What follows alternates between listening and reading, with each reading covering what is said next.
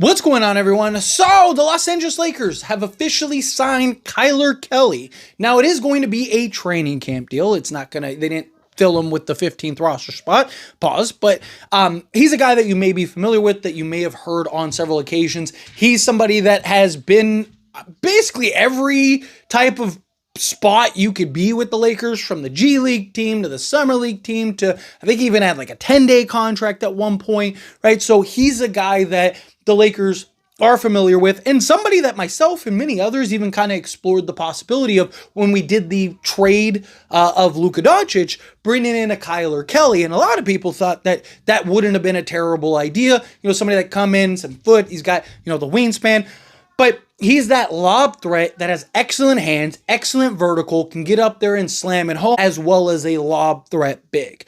So somebody to kind of keep an eye on, right? This is a guy that's kind of, you know, gotten spots in several areas with several teams, but has yet to really find that real home. Dallas actually signed him when Luka was back with Dallas. He's 27 years old. He'll actually be 28 in a couple days on August 26th, depending on when you're watching this video. It might have already happened.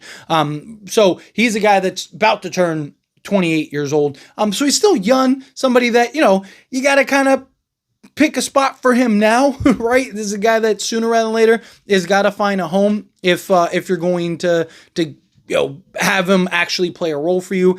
I don't know if this is going to be nothing more than just a training camp deal. Is this something that maybe he finds a way on a two-way deal? Maybe the Lakers look to maybe pull off a trade if he's really good and bring him on. Because remember, Lakers can't sign him. Is he somebody that they kind of, you know, maybe bring back to the G League team, and then as soon as they're able to open up a roster spot or something, they bring him on? Lakers have several people that are, you know, playing for training camp deals. But real quick, we'll go over all the numbers and stuff like that here in a moment. But I just want to go over the press release. So Los Angeles Lakers signed center Kylor Kelley. The Los Angeles Lakers have signed center Kylor Kelley. Kelley, 7 feet, 230, appeared in 11 NBA games, 2 starts last season with the New Orleans Pelicans and the Dallas Mavericks, averaging 3.1 points, 3.5 rebounds in 11.5 minutes per game. In his first career NBA start with the Mavericks on February 2nd at Cleveland, Kelley recorded 12 points, 11 rebound, double-double to go with 1 assist and 1 block.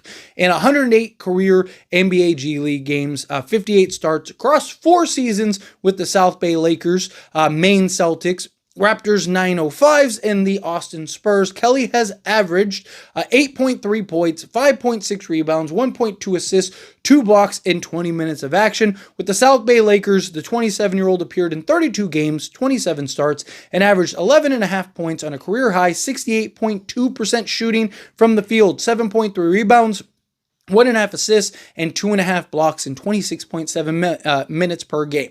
Kelley was named to the 2024 NBA G League All-Defensive Team after leading the league in blocks per game.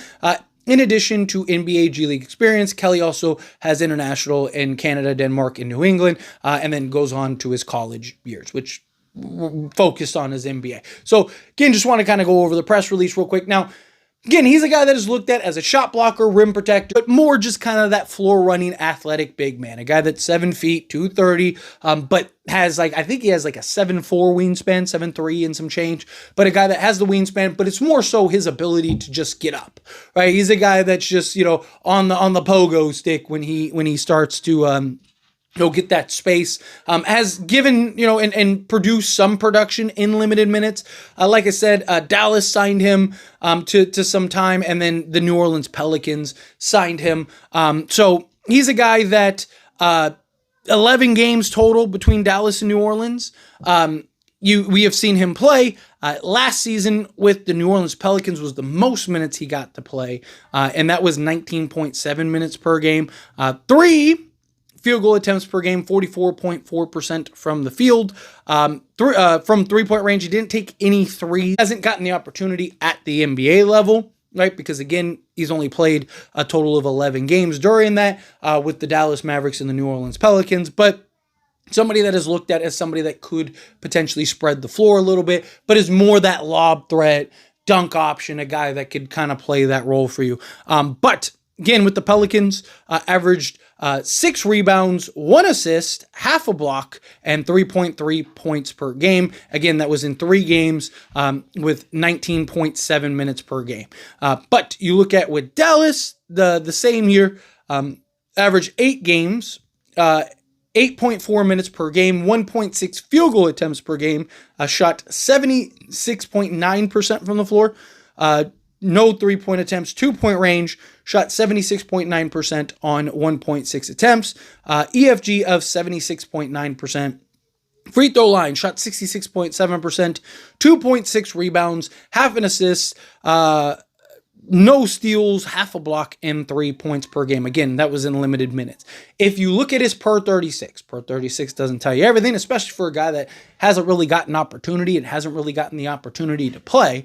But with the New Orleans Pelicans last year, per 36 would have been 6 points, 11 rebounds, 2 assists, a steal, and a block. With the Dallas Mavericks, his per 36 would have been 13 points, 11 rebounds, 1.1 assists, and 1.1 blocks per game. So again, a guy that he hasn't really been able to find his home in the actual NBA, but a guy that has been a bit of a journeyman. As I read earlier, he's been on several teams in several different iterations, and then on the Lakers, like I said, he's been on a little bit of everything for the Lakers. Now he's going into a training camp deal and is going to get the opportunity to kind of prove himself at an NBA level. But a guy like him, right, he's on paper kind of what this Lakers team is looking for alongside Luka. Big, long, physical, can run the floor, be that lob threat, be that guy that can just get up there. Luka can do his little thing and then throw that lob threat. But again, I default to, I don't think he's going to have the opportunity to make it with the Lakers. I just think you have Jackson Hayes, you have Christian Koloko. I would imagine that if you were going to bring anyone up, right? So let's say you went and opened up a roster spot or did anything like that and was going to bring somebody in, I would imagine you bring in Christian Koloko. Also, Christian Koloko can spread the floor, be that lob threat, be that floor runner, give you that offensive versatility. I don't know if Kylor Kelley is I don't really think he's going to get an opportunity on the NBA level. I could see again, maybe on the G League level, coming in, playing a role and just kind of staying under the Lakers umbrella. And if things work out and things kind of, if he can kind of continue to show it, improve, and, maybe give him a couple opportunities, move him up to a 2-way contract and then the main roster. But the problem is, like I said, he's going to be 28 years old. I mean, so what? You're going to spend another year, 2 years developing this guy to actually get him to a main roster role. But at that point, he's 30, right? I don't really buy it. I think he's that guy that is going to just spend his career in the G League, might get called up here and there on 10-day contracts or little things like that. He's a guy that's just, he's going to get spot minutes here and there. And, a team needs a center for 10 games or something like that. It's hey, let's bring up Kylor Kelley. We've seen those kind of guys that kind of get cycled through a little bit, and you'll see them kind of pop up randomly. You're just this team Dallas signed a couple last year, right? You just see a couple guys that end up getting signed and you're oh man, I haven't heard that name in a long time. That's kind of where I look at Kylor Kelley. I think that this is just a big man that's familiar with the Lakers organization, that has been on the G League team in several stints, that has, gotten opportunities in the summer league, that the Lakers, he plays hard, he plays defense, he blocks shots, that you're going to be able to throw out there and deploy in training camp to, again, just be that rim deterrent, be that shot blocker. You're going to be able to throw Luka out there with him and kind of run some different actions, some different sets, and let, DeAndre Ayton and guys like that try to defend it and block shots, kind of, do the inverse of it. So I look at him, there's guys that you look at and you're okay, that guy really, Arthur Kaluma. I think Arthur Kaluma has a genuine chance and a genuine shot to potentially make the Lakers team on a 2-way or even the main roster or whatever. He's a guy that I genuinely think could potentially deserve. I should say potentially deserve. I think he's a guy that could really kind of, make a name for himself, right? 6'7", 6'8", have a video that I actually already recorded, but I'll post that tomorrow. I was actually going to post it in this spot, but then we got the news of Kylor Kelley. But point is that he's a guy that I could see making the actual roster.